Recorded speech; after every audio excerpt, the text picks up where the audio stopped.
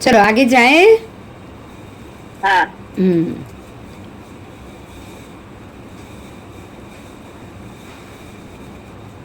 अब दूसरा उद्देश्य,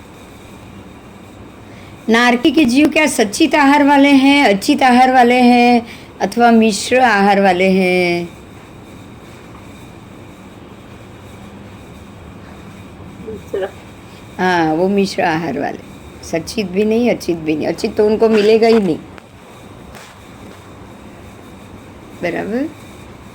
आओ वापस महाकर्म की बात आई है। महाकर्म, महाक्रिया, महाआश्रव और महावेदना, चारों को ध्यान दीजिए। महाकर्म, महा क्या, महाआश्रव और महावेदना, चारों का समझो। महाकर्म का मतलब क्या?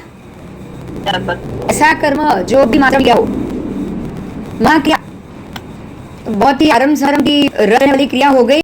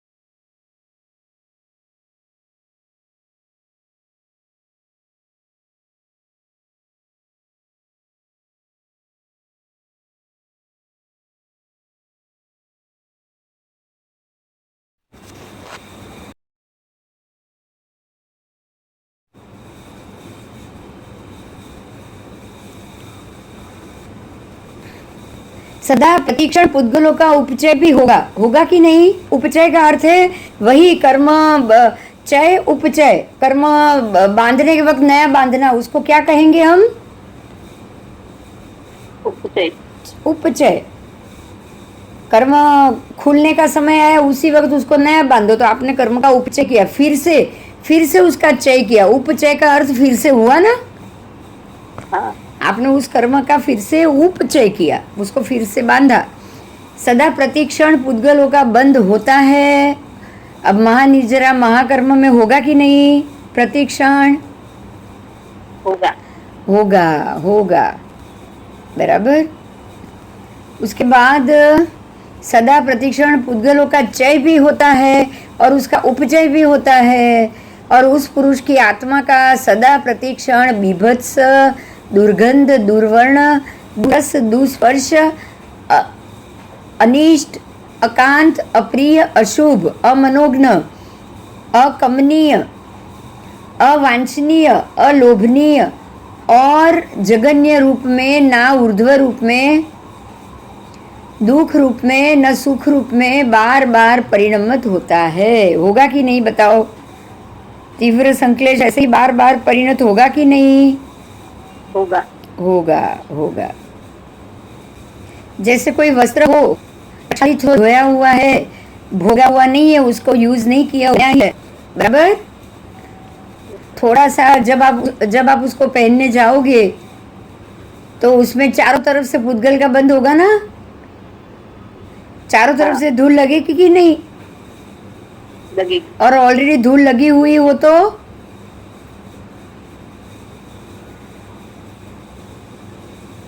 तो कम मात्रा में लगेगी ना धूल। अब उसके छिद्र जितने बाकी है उसी में लगेगी, राइट? राइट। हाँ।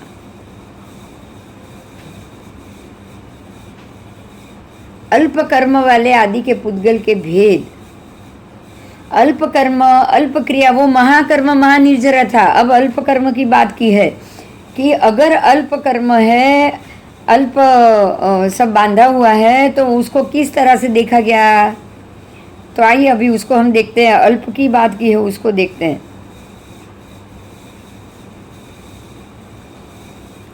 अल्प कर्म, अल्प क्रिया, अल्प आश्रव, अल्प वेदना वाले पुरुष के चारों ओर से पुद्गलों का भेदन होता है। क्या होगा उसका? वेदन होगा। भेदन होगा, कर्म का भेदन होगा। भेदन होने से तो कर्म का छेद हो सकता है कि नहीं? अगर भेदन हुआ तो हाँ। भेदन होगा तो ही छेद होगा, नहीं तो छेद कहाँ से होगा बताओ? नहीं। हाँ, नहीं तो छेद नहीं हो पाएगा।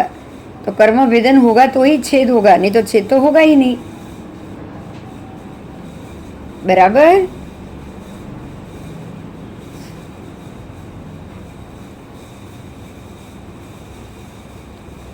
चारों ओर से पुद्गलों का छेदन भी होता है, भेदन होगा तो छेदन भी होगा ना। अल्पकर्मी है ये। अल्पकर्मी वाले को कर्म अंदर जो पड़े हैं उसका भेदन छेदन दोनों होगा कि नहीं?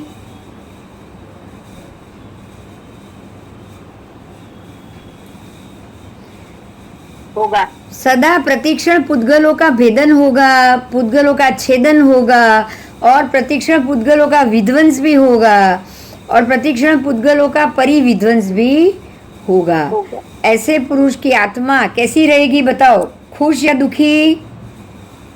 खुश। खुश। ऐसे ऐसे जीवात्मा की आत्मा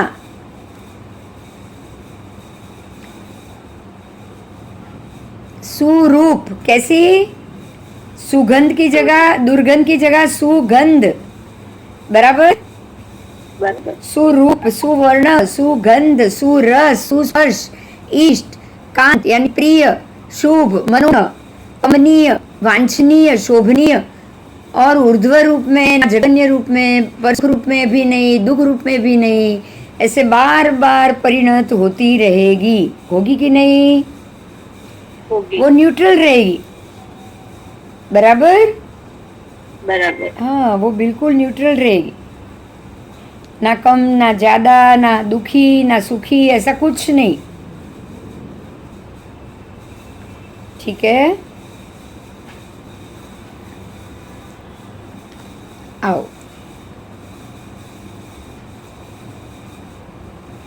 जिस तरह से कोई वस्त्र शरीर के मल, आर्द्र मल, कठिन मल और रजकणों से सना हुआ हो, और उसका परिक्रम करने पर और शुद्ध जल से धोने पर वो स्वच्छ हो जाएगा ना, कालक्रम से। होगा कि नहीं? होगा। होगा। अगर वो बिल्कुल साफ हो जाए धोने से, और चारों ओर से उसके पुद्गल का भेदन हो जाए, और शुद्ध रूप में परिणमन हो जाता है। क्लियर हुआ? अगर हम अल्पकर्मी, अल्प निर्जरा, अल्प वेदना वाले होंगे तो क्या होगा? तुरंत कर्म धुल जाएंगे। ठीक है? अच्छा, अब यहाँ पे नया क्वेश्चन पूछा गौतम स्वामी ने कि वस्त्र के पुद्गलों का उपचय कौन से प्रयोग से होता है? अपने स्वभाव से? वस्त्र के पुद्गल का उपचय तो स्वभाव से भी होता है और प्रयोग से भी होता है ना? हाँ। हाँ, स्वभाव से भी होता है और प्रयोग से भी होता है। ठीक है? जैसे वस्त्र के पुद्गलों का उपचय प्रयोग से भी होता है, स्वभाव से भी होता है, उसी प्रकार जीवों के कर्मों का उपचय प्रयोग से होता है मगर स्वभाव से नहीं होता। समझ में आया? स्वभाव से आप प्रयोग करोगे, स्वभाव से उपचय नहीं करोगे। स्वभाव से क्या करोगे? प्रयोग करें। मनुष्य का स्वभाव है ना, सतत प्रयोग करते रहो, काम करते रहो। मनुष्य का स्वभाव क्या है? हाँ, प्रयोग करते रहो। मतलब स्वभाव प्रयोग करना है, स्वभाव कर्म बांधना नहीं है। बहुत क्लियर बात है। क्या बात है बताओ? प्रयोग करना। हाँ, स्वभाव क्या है? सतत प्रयोग करना। स्वभाव ऐसा है कि मैं सतत कर्म बांधती रहूं? बताओ। नहीं। अग्निगोद के जीवों को तो मन ही नहीं है, एक इंद्रिय को तो मन ही नहीं है, फिर भी वो सतत प्रयोग करते हैं कि नहीं? हाँ। प्रयत्न सतत करते हैं, क्या उनका कर्म प्रयत्न से बन रहा है या स्वभाव से बन रहा है?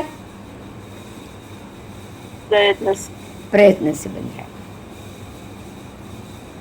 तो प्रयोग से या प्रयत्न से कर्म बनते हैं, स्वभाव से नहीं।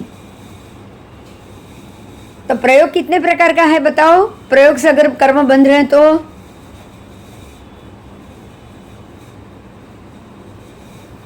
हाँ तीन प्रकार। हाँ, कौन से 3 प्रकार?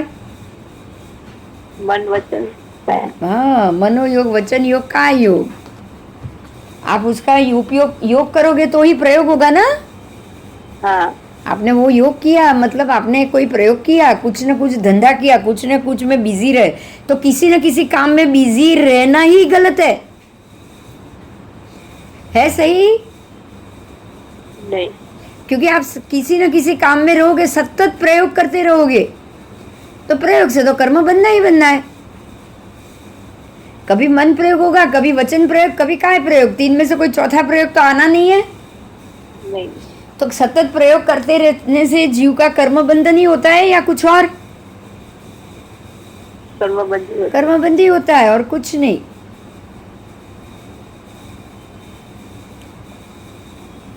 पृथ्वी का एक जीवों के एक प्रकार के प्रयोग से कर्म का उपचय होता है, बराबर। उसका एक ही प्रकार का प्रयोग, एक इंद्रिय है ना। हाँ। तो एक ही इंद्रिय का प्रयोग है ना उनका। तो ऐसे एक इंद्रिय के प्रयोग से भी कर्म का उपचय होता है। पुराना आ रहा है, छूटा, वापस नया बंधा, तो उपचय ही हुआ ना। हाँ। तो पृथ्वी का एक मतलब सारे एक इंद्रिय और सारे वनस्पति का एक, ऐसा ही होगा कि नहीं? होगा। ऐसा ही होगा। अब विकलेंद्रिय जीव, उसके 2 प्रकार के प्रयोग, कितने?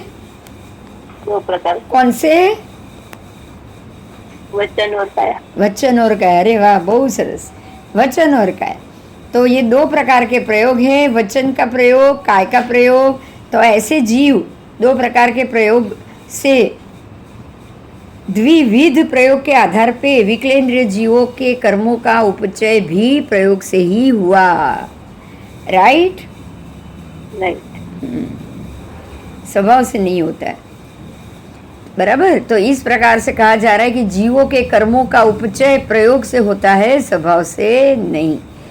इस प्रकार वैमानिक जीवों तक जिसके जो प्रयोग है उसके हिसाब से उनके कर्मों का उपचय होता है। अब आपको यहाँ बहुत बढ़िया रास्ता मिल गया। क्या रास्ता मिला बताओ?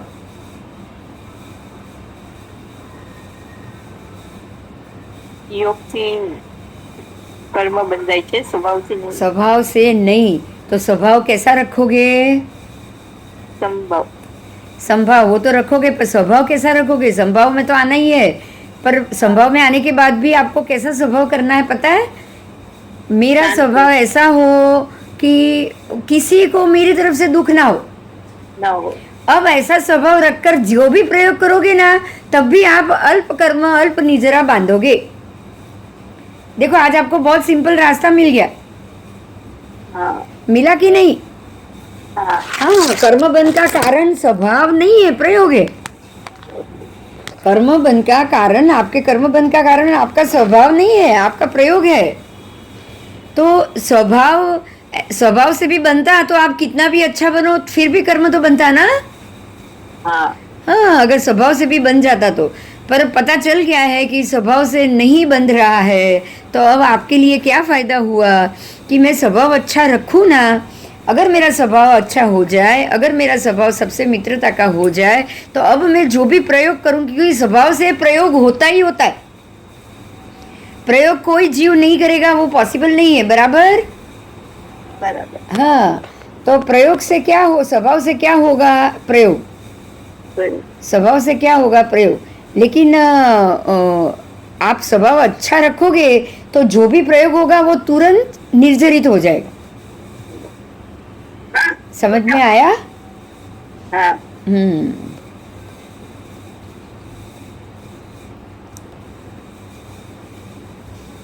जीवों के कर्मों का उपचय प्रयोग से होता है, स्वभाव से नहीं होता है। ठीक है, वैमानिक देवों तक, जिसके जितने जितने जो जो प्रयोग है वो उसमें उसमें उनका कर्मों का उपचय होगा।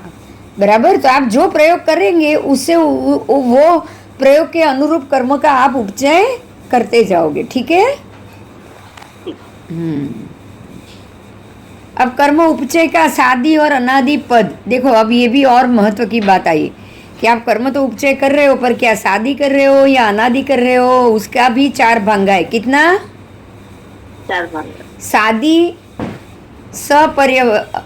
पर्यवसित, सादी अपर्यवसित, अनादि सपर्यवसित, अनादि अपर्यवसित। सादी आएगी तो अपोजिट अनादि भी आएगा। तो सादी का सपर्यवसान, सादी का अपर्यवसान, समझ में आया? ऐसे ही अनादि का सपर्यवसान, अनादि का अपर्यवसान। तो जैसे वस्त्र के उदाहरण से हम समझेंगे इसको। वस्त्र के पुद्गलों का उपचय कैसा है? अनादि। सादी है ना, उसका आदि तो है कि नहीं? हाँ। वस्त्र बना कैसे? आदि के बिना तो वस्त्र बनेगा नहीं। हाँ, तो वस्त्र की आदि है, तो वस्त्र के जो पुद्गल है उसका उपचय सादी सपर्यवसान है। बराबर। सादी अपर्यवसान नहीं है, सपर्यवसान है। मतलब वो उसकी आदि भी है और उसका अंत भी आएगा, वो सपर्यवसान होगा। बराबर। पर सादी अपर्यवसान नहीं है, उसकी शुरुआत है लेकिन अंत नहीं है, ऐसा नहीं है। वस्त्र भी खत्म होगा ना। हाँ। फटेगा, टुकड़ा होगा, सब होगा। तो वस्त्र का सादी सपर्यवसान, वस्त्र के जो पुद्गल है वो सादी सपर्यवसान है, सादी अपर्यवसान भी नहीं है, अनादि सपर्यवसान भी नहीं है, अनादि अपर्यवसान भी नहीं है। क्लियर हो गया सब? वो अनादि से कोई संबंधित नहीं आएगा। वस्त्र होगा का, वस्त्र का उपचय कैसा होगा पुद्गल का, कि भाई उसकी शुरुआत भी है, उसका अंत भी। तो वो सादी भी है और वो सपर्यवसित, सपर्यवसित मतलब अंत सहित। उसके पर्याय है ना, अंत का पर्याय। सपर्यव का मतलब पर्याय सहित, पर्याय। वस्त्र के पर्याय है कि नहीं? नया, फिर मध्यम, फिर एकदम जूना, उसके बाद फटा हुआ, पर्याय है कि नहीं? इसलिए उसको सपर्यव कहा जाएगा, पर्यव सहित। बराबर। तो वस्त्र कैसा हुआ? आदि और पर्याय सहित। अब दूसरा है आदि सहित और पर्याय रहित। तो वस्त्र उसमें आएगा? आदि है लेकिन पर्याय नहीं है, उसमें वस्त्र आएगा? नहीं। अनादि है और पर्याय है, वो भी आएगा? वस्त्र अनादि है क्या? नहीं।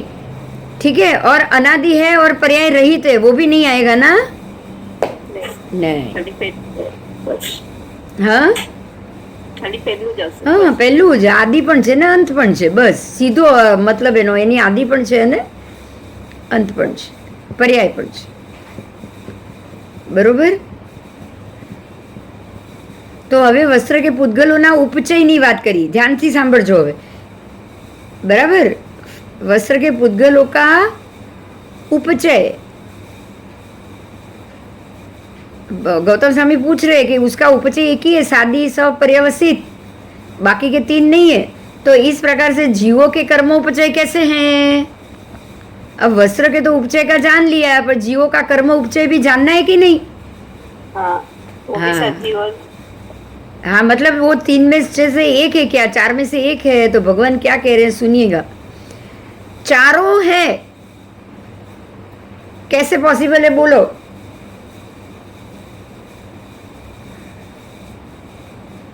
कुछ कुछ जीवों का पहला है, कुछ जीवों का दूसरा, कुछ जीवों का तीसरा, कुछ जीवों का चौथा. होगा कि नहीं चारों? हाँ,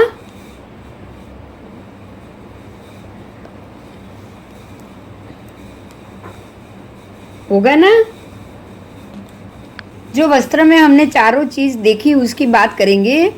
ऐसे ही जीव के अंदर परमात्मा को गौतम स्वामी ने पूछ लिया कि जिस प्रकार से वस्त्र है, क्या उसी तरह से जीव के कितने भेद, क्या जीवों के कर्मों का उपचय ये चारों में से कैसा है? तो परमात्मा कह रहे हैं कि चारों है, जैसे कि कुछ जीवों के कर्मों का उपचय सादी सपर्यवसित है।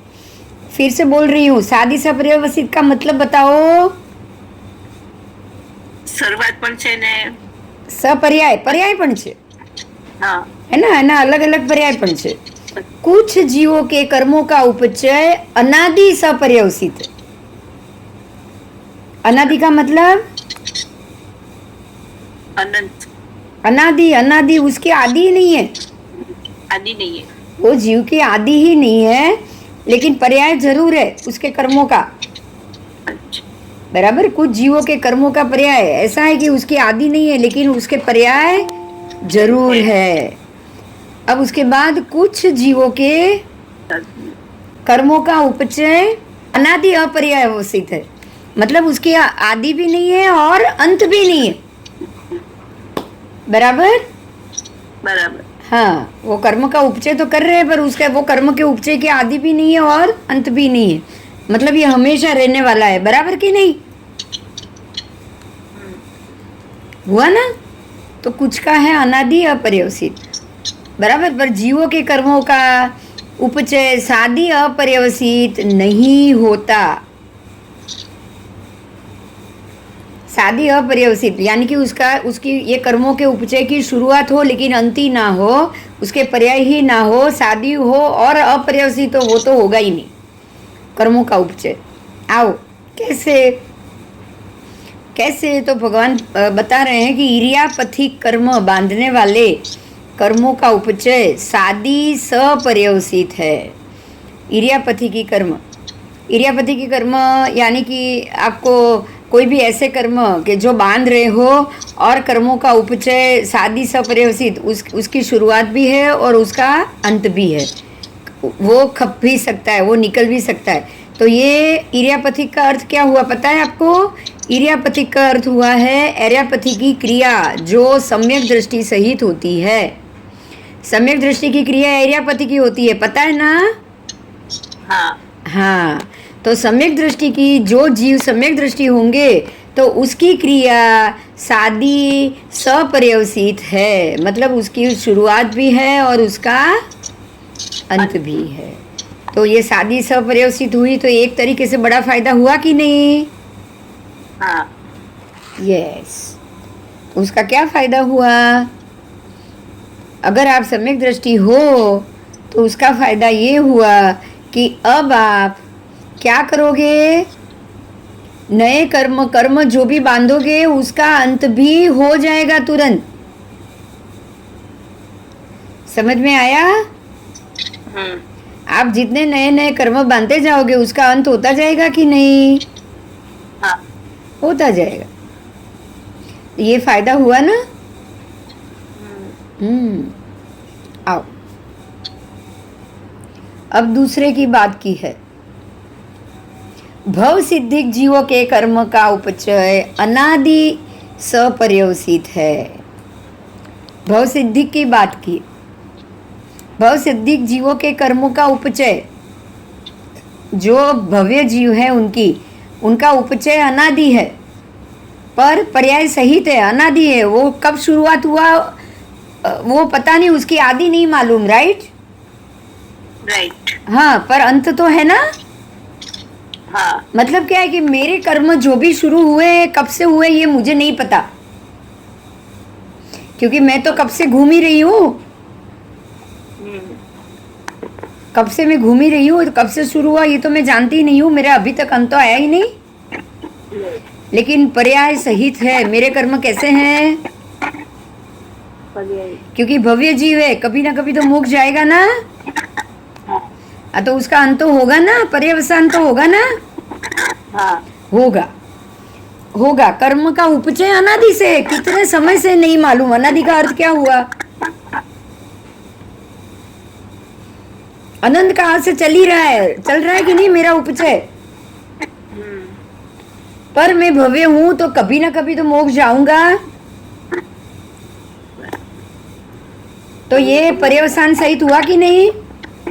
हाँ उसका अंत तो होगा। बराबर। इसलिए कुछ जीवों के कर्म हमारे कैसे हुए? अनादि और अनादि सपर्यवसान।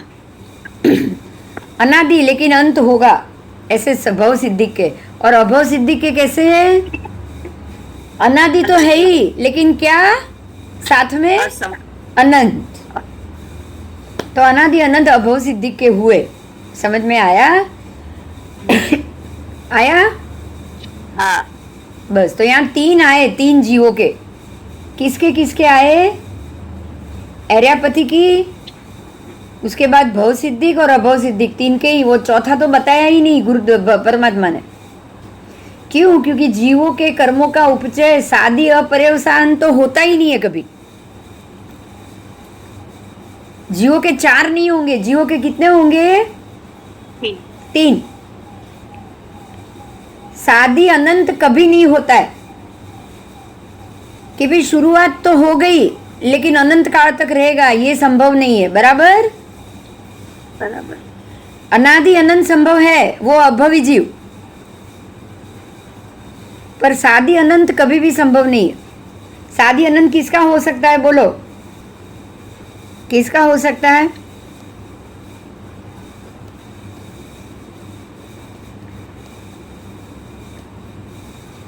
आपको वहां एंट्री मिले और उसके बाद बाहर नहीं आना है। अभवी जीव आपको एंट्री मिल गई पर बाहर नहीं आना है। अभवी को तो एंट्री कहाँ मिली है?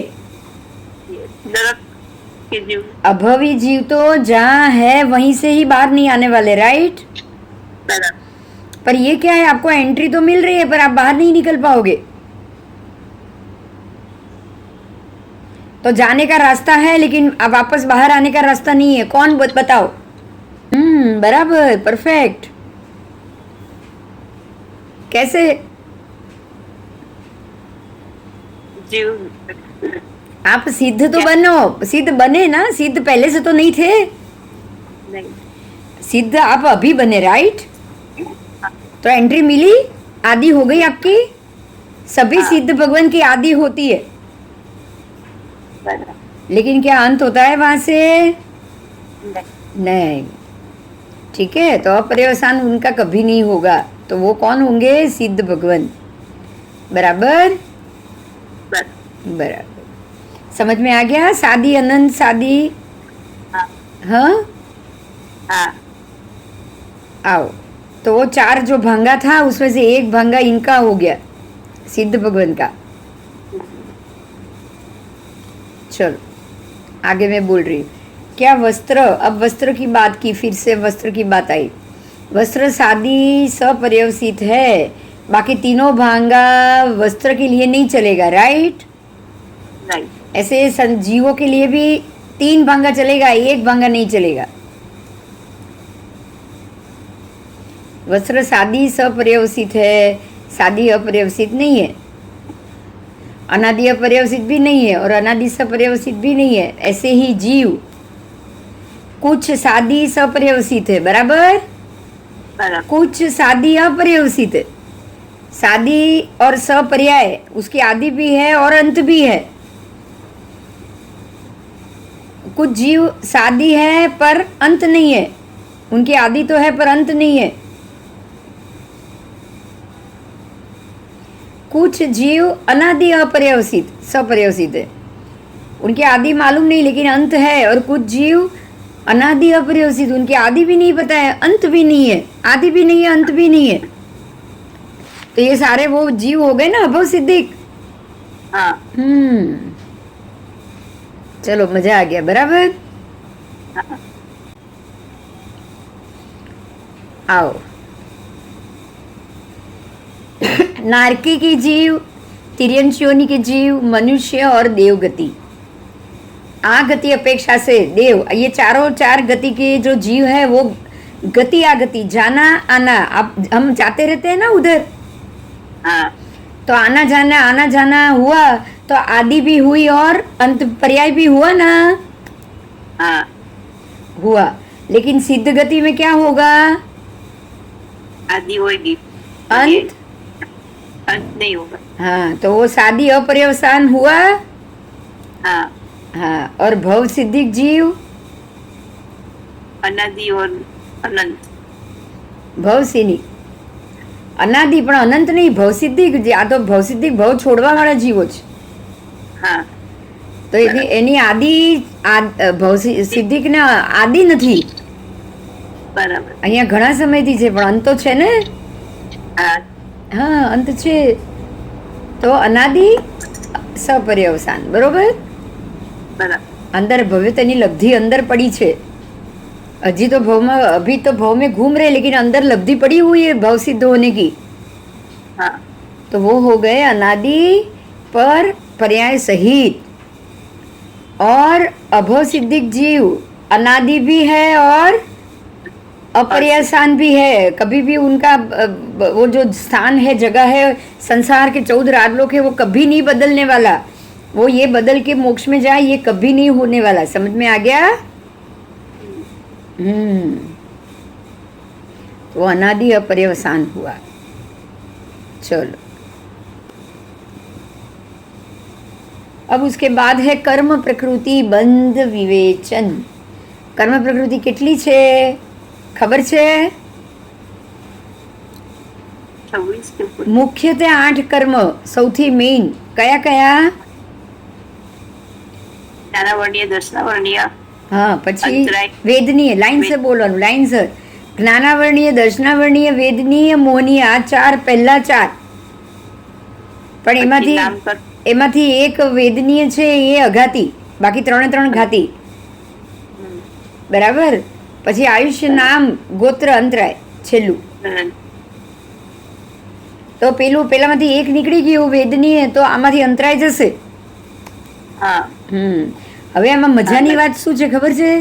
જ્ઞાનાવરણ, દર્શનાવરણ, વેદનીય, મોહનીય, આયુષ્ય, નામ, ગોત્ર, અંતરાય.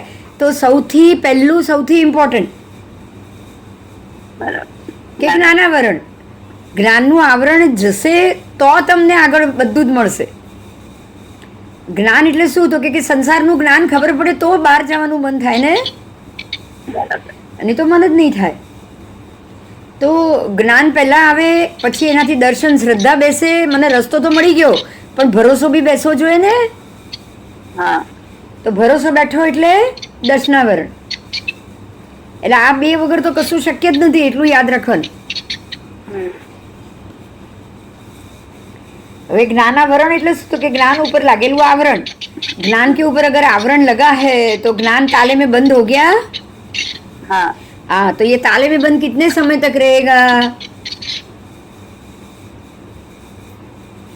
जगन्य कितना? खाली अंतर्मूर तक. अगर जगन्य है तो. और उत्कृष्ट 30 कोड़ा-कोड़ी सागरोपम. कितना? 30 कोड़ा-कोड़ी। 30 कोड़ा-कोड़ी उत्कृष्ट. ज्ञानावरण की बात. वो 30 कोड़ा-कोड़ी से ज्यादा नहीं होता है.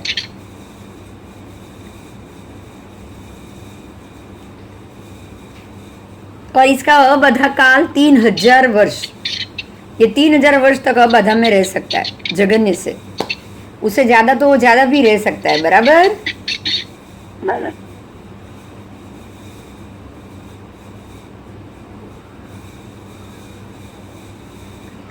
अबाधा काल जितनी न्यून स्थिति में, सुनिएगा, ये अबाधा काल जितनी न्यून कर्म स्थिति, कर्म निषेक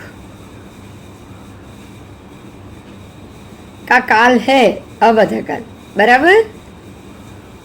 अबाधा काल कैसे पड़ा? तो आपका जितनी आपकी कर्म की न्यून स्थिति, बराबर, उतना ही अबाधा काल होगा ना. हाँ, हाँ, जितनी कम से कम स्थिति होगी उतना अबाधा काल.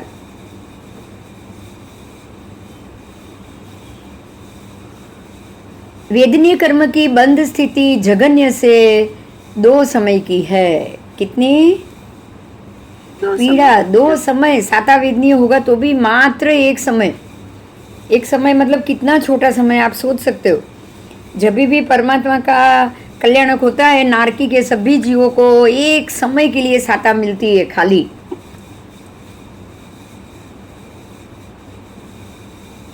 और पूरा प्रकाश हो जाएगा पूरे 14 राजलोक में, तो नारकी में, बाकी तो जगह है ही, पर नारकी में खास करके पूरा प्रकाश 1 सेकंड के लिए हो जाएगा, तब सुख होगा ना। अंधेरे में से 1 मिनट के लिए प्रकाश आए तो बोलो।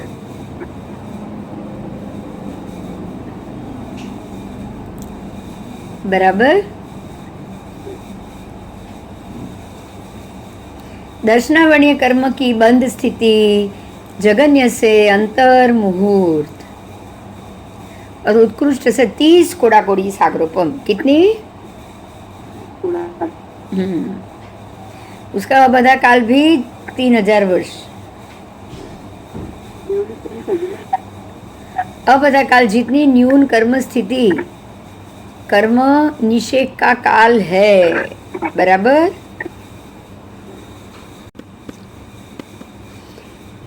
वेदनीय कर्म तीसरा है। वेदनीय कर्म की स्थिति जगन्य से 2 समय, उत्कृष्ट से 30 कोड़ाकोड़ी। ये सारे पहले तीनों के 30 कोड़ाकोड़ी आई। बराबर। उत्कृष्ट से 30 कोड़ाकोड़ी तक आप अज्ञानी रह सकते हो, असाता भोग सकते हो। का अबधा काल 3000 वर्ष।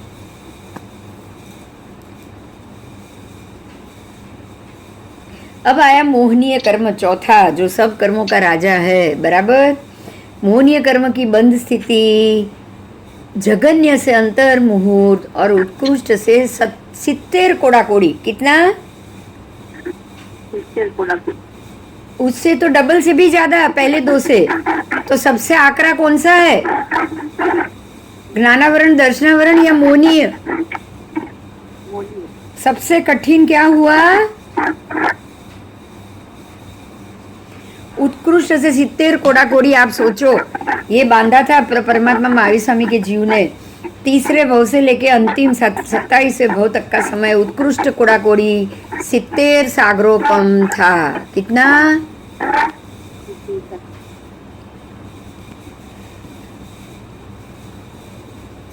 बोलो एक खाली उतना कि हाँ मैं तो ये करके भी धर्म ही कर रहा हूँ। ये कर्म ने उनको कहाँ लाकर रख दिया? 70 कोड़ाकोड़ी घूम गए ना वो। उतना समय उनको घूमना पड़ा, और नहीं तो तीसरे चौथे भव में मोक्ष हो जाते।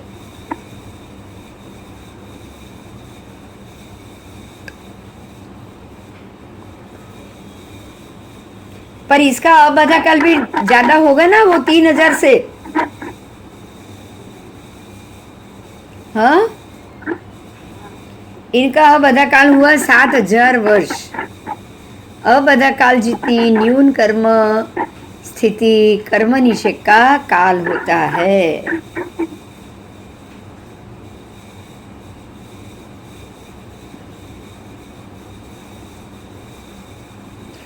आयुष्य कर्म की बात है।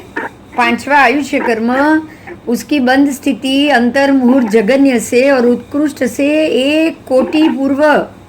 ओहो, 1 करोड़ पूर्व का ये तीसरा भाग, अधिक 33 सागरोपम। सोचो कितना है ये? 33 सागरोपम है, लेकिन फिर भी मोहनीय कर्म से कम है। क्यों? क्योंकि मोहनीय तो 70 कोड़ाकोड़ी सागरोपम। कोड़ाकोड़ी सागरोपम और सादे सागरोपम में बहुत फर्क है। बराबर। आओ, कर्म स्थिति घटा पूर्व कोटि का तीसरा साग भाग जितना कहा गया है। अब है उसके बाद का नाम कर्म। तो नाम और गोत्र दोनों की बात साथ में की है। 6ठा 7वां नाम और गोत्र कर्म दोनों की बंद स्थिति जगन्य से 8 मुहूर्त और उत्कृष्ट से कोड़ाकोड़ी सागरोपम। ठीक है, उत्कृष्ट से ये कोड़ाकोड़ी सागरोपम। नंबर नहीं लिखा तो 1 कोड़ाकोड़ी समझेंगे हम, क्योंकि उसका अबाधा काल 2000 वर्ष का है। बराबर। अब है अंतिम अंतराय कर्म, उसकी बंद स्थिति जगन्य से अंतर मुहूर्त और उत्कृष्ट से 30 कोड़ाकोड़ी सागरोपम। कितनी? 30 कोड़ाकोड़ी।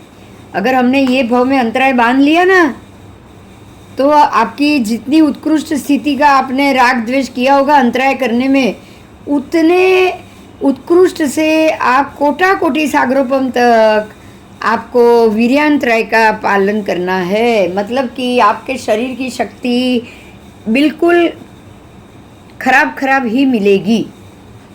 समझ में आया वीर्यांतराय में क्या होगा? आपको शरीर अच्छा मिलेगा ही नहीं। तो ज्ञानावरण दर्शनावरण के बाद सबसे इम्पोर्टेंट अंतराय हुआ। हाँ। और सब में 8वां कर्म है तो सब में इम्पोर्टेंट वही हुआ। जब तक अंतराय है तब तक आगे के 7 में से एक भी कर्म का थोड़ा भी चय उपचय हो पाएगा? सोचो, नहीं। आप उसका चय कर ही नहीं पाओगे, आप कर्म की निर्जरा कर ही नहीं पाओगे अगर आपका ये अंतराय चालू है, वीर्यांतराय का उदय चल रहा है। तो वीर्य ही फॉलो करना पड़ेगा ना आपको कर्म हटाने के लिए। हाँ। हाँ, वीर्य की जरूर पड़ेगी ही पड़ेगी। जब तक वो अंतराय रहेगा आप कोई भी कर्म को घटा नहीं पाओगे। बराबर? बराबर। इसलिए वीर्यांतराय सबसे महत्वपूर्ण है। समझ में आ गए आपको 8 कर्म? आज का लेक्चर यहाँ समाप्त होता है। जय जिनेंद्र।